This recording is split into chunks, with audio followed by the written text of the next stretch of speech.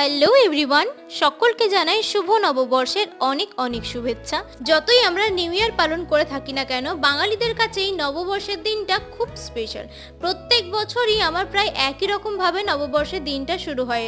মাঝখানে 2-3 বছর একটু আলাদা কেটেছিল, বাট এবারে আবার মায়ের দর্শন করেই বছরটা শুরু করলাম। তারপরে আমার একটা অর্ডার ছিল, সেটা ডেলিভারি করতে করতে আমার বেজে গেছিল প্রায় 12:30টার মতো। তারপরে বাড়িতে এসে তো সারাদিন কিচ্ছু না খেয়ে মাথা একদম ধরে গেছিল।